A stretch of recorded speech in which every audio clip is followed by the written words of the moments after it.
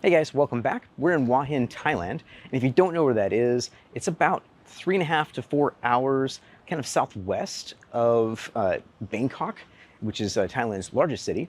And what's interesting about Hua Hin is it's actually kind of like this, like an old school kind of resort town that's just kind of grown over the years. And it's really popular with locals for like vacations and everything, as well as it's got a pretty big expat community too. In fact, there's a lot of like kind of older retirees here, as well as a lot of younger families too.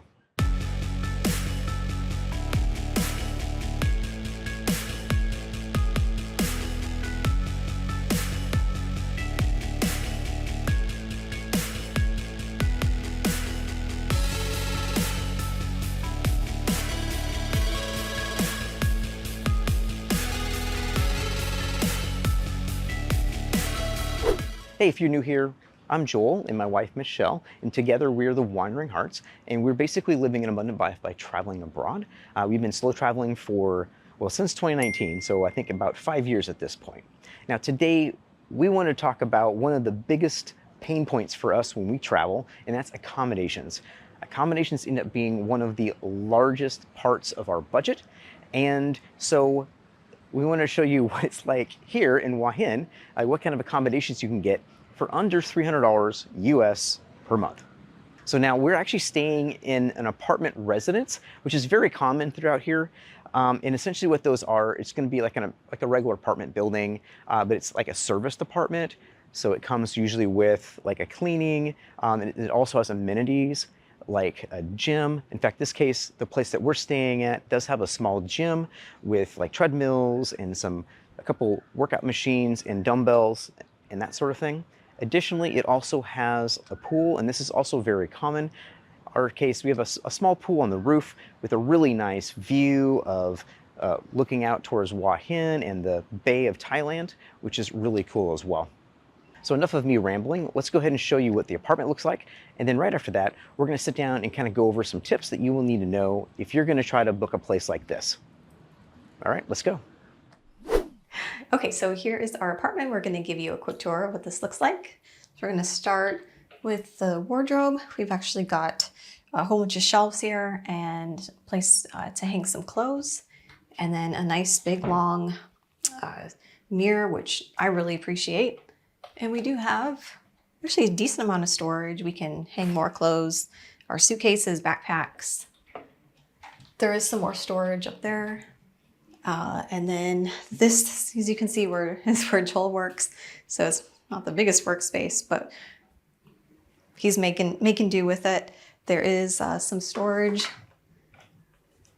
as well. We do have a TV and I think actually some Thai channels that you can watch. We've got a little bench, some more room. We usually just put like our shoes down there. Some more storage, nice to put backpacks. We've got hats. We do have a little laundry basket, so that's nice. And then let's take you into the bedroom. So as you can see, a lot of places in Thailand do have kind of a sliding door so that you have a nice kind of cool place to sleep, because this is where the air conditioning is, and you definitely want air conditioning in Thailand. We do have a little kind of storage table here. It's not great. I wish we had another one on the other side, but that's okay. So yeah, just charge our phones, and then the bed. So we were warned about beds in Thailand, and this one is pretty hard. So our kind of trick for that is we go and get an extra comforter, and we did go and get one at Lotus. So I just kind of like half it or like third it up and then kind of put it under here, so it makes it a lot softer for me to sleep. So that's kind of our trick for that. But we do have some nice big windows, give us some good light, so that's nice. Okay, and now we'll take you into our kitchen. So this is our little kitchen area, and as you can see, it's pretty basic, but it works for us. We've got a sink, couple plates, bowls, silverware. We do have a drawer. You can put some stuff in, a kettle. microwave, and then refrigerator. There's some more storage up here. And then this is where we try to keep most of our food.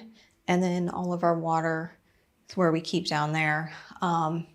So yeah, it is small, but it actually works just fine for us because if you've watched a lot of videos or you've been to Thailand, you know that's actually just as cheap to eat out and than cooking in. So we eat almost all of our meals out or we order on Grab. So yeah, this kitchen is perfectly fine for us, so it works. And then we do have a small little balcony as well. Might get a little loud, but you can kind of see our view here, which isn't too bad.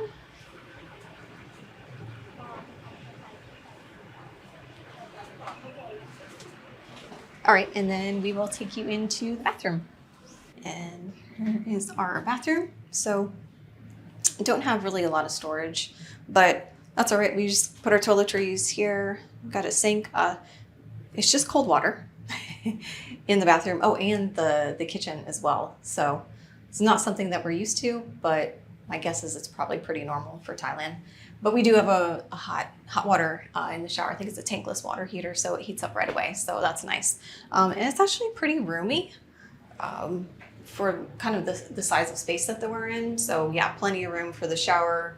The water pressure is actually really good. We've got plenty of space for all of our stuff and toiletries. So yeah, it works.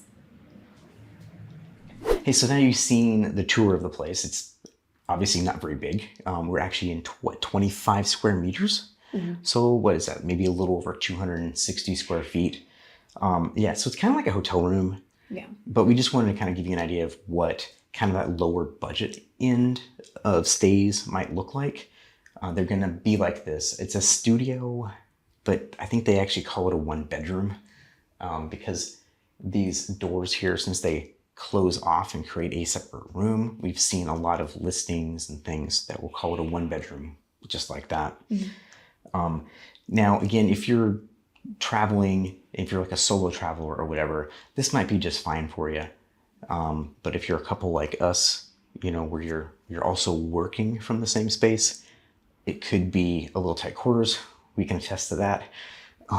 Now, we have some nomad friends here as well that are staying in the same building, and they're both working remotely as well. And they've found that even for them, it's pretty tight, you know, because they have their own room by themselves. Right. Yeah, but I think if you're coming here for like a week or two and you're just here to kind of, you know, explore the city, if you're not in the apartment very much, mm-hmm. you know, kind of just a place to sleep or, you know, just kind of hang out maybe in the morning or something. Mm-hmm. I think it works just fine.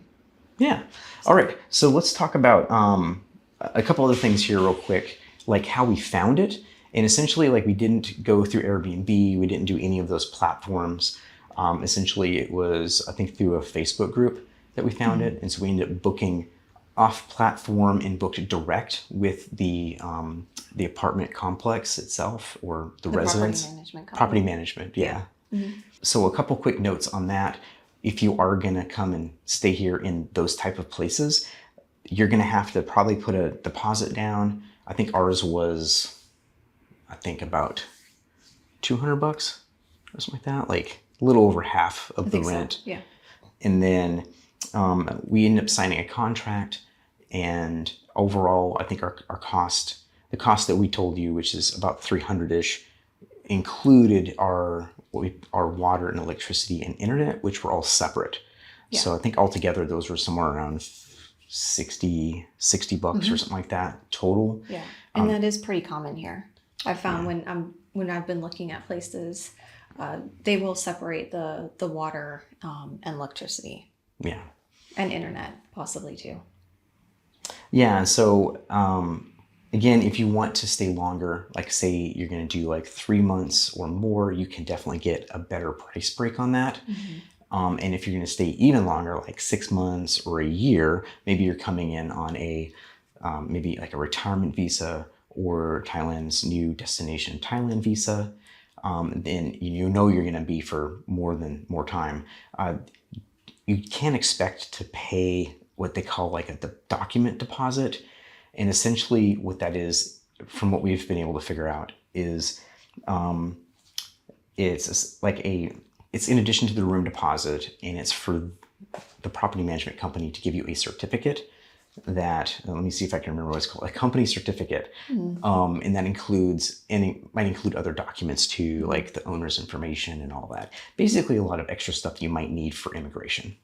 And they will charge you a deposit for that as well. It's sort of like a guarantee to make sure that you're gonna stick through your 6-month contract or whatever. But you do get that back too. So overall, kind of our final thoughts about here is I think it's a little bit too small for us, just because we are working full time and we're both working in the room. So it's a little bit tight. And we could go to a cafe as well, or a co-work, but there's actually not any co-works here in Hua Hin. So yeah, that's not really an option for us. But we have really enjoyed our time though in Hua Hin. So yeah, I think we just need a little bit more room next time. Absolutely. And of course it is super affordable as well, which is one of the things that brought us here. Maybe we won't go as, try to get as cheap as possible next time, but it was an experiment. We wanted to see what it'd be like. And yeah, so next time we'll definitely go for something a little bit bigger for sure, which will inevitably cost a little bit more money. But we have saved a lot of money in the 2 months that we were in this place. So that's something good. And if you are interested in traveling full-time like we do, if you're interested in full-time travel, slow travel, if you're looking at retirement soon or you're a remote worker, be sure to purchase our book, Escape the USA and How to Start Traveling Full-Time. You can also get it free if you want to sign up to our newsletter. We'll have a link in the description as well. Also check out some of our other videos. We have got more content that'll be coming from Thailand as well to help kind of give you some more ideas of costs of living and just so much more, like how inexpensive the food is. It's amazing. So anyways, and how amazing Thailand is. Oh yeah, and how amazing Thailand is. So anyways, thanks for watching. We hope this will help you out, and happy wandering. Happy wandering.